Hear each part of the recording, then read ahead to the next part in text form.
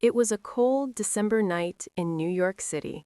Snowflakes drifted slowly through the glowing city lights, covering the streets in a soft white blanket.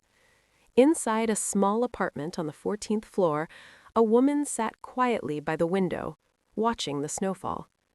Her name was Emily Carter. She was 38 years old, with soft blonde hair resting on her shoulders and deep blue eyes that carried both pain and strength. There was a quiet sadness in her expression, but also resilience, the kind that only comes from surviving storms most people never see. But Emily's life had not always been this way. A childhood full of light. Emily was born in Chicago. She grew up in a small brick house with a white porch and a maple tree in the yard. Her father was a firefighter, brave, selfless, and always smiling. Her mother was a schoolteacher who believed in kindness above all else. Her childhood was filled with warmth, bedtime stories, and Sunday breakfasts. From a young age, Emily loved writing. She filled notebooks with short stories and dreams of becoming an author. Her mother would often say, "Emily, never stop dreaming. The world needs dreamers." Life felt safe, secure, whole. Until the day everything changed. The day the fire took more than flames. When Emily was just 16 years old, her father responded to a warehouse fire.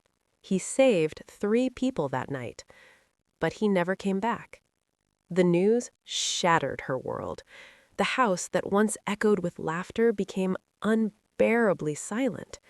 Her mother tried to stay strong, but grief lived in every corner of their home. Emily felt something shift inside her. Childhood ended that day. She learned what loss felt like: heavy, suffocating, permanent. But she also learned something else: strength. She promised herself she would live a life that made her father proud. Chasing a dream in Los Angeles. After college, Emily packed 2 suitcases and moved to Los Angeles to pursue her dream of becoming a writer. The city sparkled with opportunity, palm trees, sunsets, ambition. But behind the glamour was rejection. She sent her manuscripts to publishers. Rejection. She emailed literary agents. Silence. She worked at a small cafe during the day and wrote at night. Some evenings, exhaustion would win. She would stare at her laptop screen, tears falling to the keyboard. "Maybe I'm not good enough," she whispered once. But then she remembered her father running into fire, not away from it. And she kept going. A love that felt like home. One rainy afternoon, a man walked into the cafe with a camera hanging around his neck.